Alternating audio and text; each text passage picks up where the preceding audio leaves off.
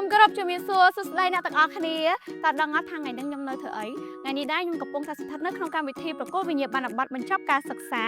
នៃមតិសិក្សាក៏ដូចជាលិខិតបញ្ជាក់ការបញ្ចប់ការសិក្សាគ្រប់កម្រិតថ្នាក់នៃសាលារៀនកុមារ Pacific ទីតាំងជោគមាសខណៈពេលនេះដែរគឺជាពេលវេលាដែលពោរពេញទៅដោយស្នាមញញឹមក្តីរំភើបក៏ដូចជាមោទនភាពពីសំណាក់សិស្សានុសិស្សក៏ដូចជាអ្នកអាណាព្យាបាលគ្រប់រូបផងដែរដើម្បីឲ្យដឹងពីចំណាប់អារម្មណ៍របស់អាណាព្យាបាលដែលអញ្ជើញចូលរួមកម្មវិធីនៃវេលាព្រឹកនេះបាទខ្ញុំនឹងនាំអ្នកទាំងអស់គ្នាទៅជួបពួកគាត់ទាំងអស់គ្នាដើម្បីដឹងពីចំណាប់អារម្មណ៍ថាតើគាត់មានអារម្មណ៍យ៉ាងណានៅពេលដែលគាត់ឃើញបុត្រធីតាជាទីស្រឡាញ់របស់គាត់បានទទួលសញ្ញាបត្រនៅថ្ងៃនេះជំរាបសួរបងអធិស្ឋានសូមបងជួយណែនាំខ្លួនទៅកាន់ទស្សនិកជនបាទជំរាបសួរខ្ញុំឈ្មោះឆិនពងាហើយជាអាណាព្យាបាលរបស់សិស្សឈ្មោះឆិនកែវមរកតដែលរៀននៅសាលា Pacific Kick Ski ចាបងខ្ញុំអាចសូមសួរបងតិចបានទេអំពីចំណាប់អារម្មណ៍នៅក្នុងកម្មវិធីដ៏មានអត្ថន័យមួយនេះតើបងយល់ឃើញយ៉ាងណាវាជាកម្មវិធីមួយល្អក្នុងការបង្ហាញអំពីកម្រិតមួយរបស់កូនហើយកូនខ្ញុំគឺចប់កម្រិតមត្តេយ្យសិក្សាអញ្ចឹងគាត់នឹងឈានទៅកម្រិតមួយទៀតគឺ primary កម្រិតបឋមសិក្សាអញ្ចឹងកម្មវិធីនេះគឺល្អមែនទែនក្នុងការលើកទឹកចិត្តក៏ដូចជាបង្ហាញអំពី achievement ឬក៏ការជោគជ័យរបស់គាត់ក្នុងការរៀនព្រោះមកទូចយើងឃើញថាការលើកទឹកចិត្តគាត់គឺដើរតួពីសំខាន់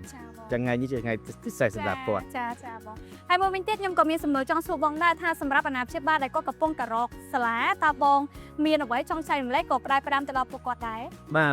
នៅក្នុងសាលាខ្ញុំយល់ឃើញថា Pacific Kids School ជាសាលាមួយដែលផ្ដល់ទំនុកចិត្តនិង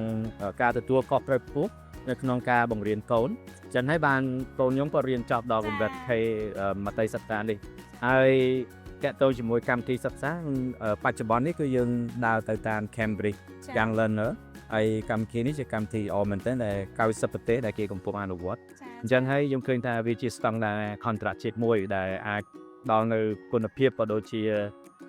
តកតងជាមួយការលូតលាស់ក៏ដូចជាការពេញថែមអូតូម៉ាទូជានូឋានគ្រឹះដល់បំចាបងចាអរគុណអូនកុសលីផាណែអូនរៀនបាន2 term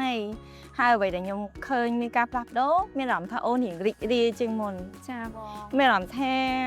គាត់រៀងរីករាយគាត់ទៅគាត់អត់ញ៉ាំញ៉ាំរីកមុនទេហើយមានអារម្មណ៍ថាគាត់សប្បាយចិត្តគាត់ដូចសើចេញពីចិត្តរបស់គាត់ហើយដល់ពេលទៅជួបថ្ងៃមុនហ្នឹងជួបជំនួបអាណាព្យាបាលណាហ្នឹងហើយអូនមានអារម្មណ៍ថា teacher គាត់បាន feedback មកអូនលក្ខណៈថាចេះស្ដាប់ហ្នឹងហើយជាពិសេសនោះ teacher ថាផ្ដាំអីបានហ្នឹងបានន័យថាពេលដែលអូន teacher ផ្ដាំថាកៅអៅថ្ងៃហ្នឹងប្រឡាក់ហើយស្អាតឬក៏បែកជើងត្រូវបោកអញ្ចឹងអូនប្រាប់ហ្មងចាំបាច់ teacher ប្រាប់មកអាណាព្យាបាលទេបានន័យថាអូនស្ដាប់មកគាត់ជាងមុនចាសម្រាប់កូនផ្ទាល់ហ្មងគឺផ្លាស់ប្ដូរច្រើនចាបងពីក្មេងម្នាក់ដែលអត់ focus ទៅជា focus ពីមុនអត់តន់ចូលរៀនទេហៅអត់លឺទេគឺគាត់អត់សូវ focus អត់សូវសាបភ្ជាប់ជាមួយនឹង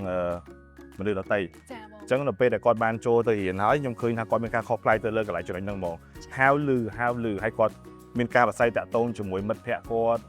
គឺគាត់ទៅដល់ផ្ទះមិនត្រឹមនេះគាត់និយាយពីមិត្តភ័ក្តិគាត់បែបនេះបែបនោះនិយាយថាមានប្រស័យតាក់ទងហើយខ្ញុំក៏មានសំណួរចុងក្រោយដែរតើបងមានពាក្យពេចន៍អ្វីជូនពរទៅកាន់បុត្រធីតារបស់បងបាទអញ្ចឹងអរគុណច្រើនហើយខ្ញុំក៏យកឱកាសនេះអបអរសាទរចំពោះកូនទាំងអស់គ្នាដែលជាមិត្តភ័ក្តិកូនខ្ញុំផ្ទាល់ដូចគ្នាបាទព្រោះគាត់ជាទំពាំងស្នងវិស័យហើយជាធនធានសម្រាប់អនាគតប្រទេសយើងអញ្ចឹងគាត់ចេញពីកម្រិតមូលដ្ឋានគ្រឹះដ៏រឹងមាំហើយយើងរំពឹងថាទៅអនាគតគាត់នឹងទទួលបាននូវគុណភាពនៅក្នុងការអប់រំវិជ្ជាបន្តបន្ទាប់ទៀតចាបងអរគុណច្រើនបងអរគុណចាជាការពិតណាស់កម្មវិធីប្រកួតវិញ្ញាបនបត្រនេះគឺបង្ហាញអំពីសមិទ្ធផលនៃការខិតខំប្រឹងប្រែងរបស់សិស្សានុសិស្សចូលរួមយ៉ាងពេញទំហឹងពីក្រុមគ្រួសារក៏ដូចជាលោកគ្រូអ្នកគ្រូផងដែរ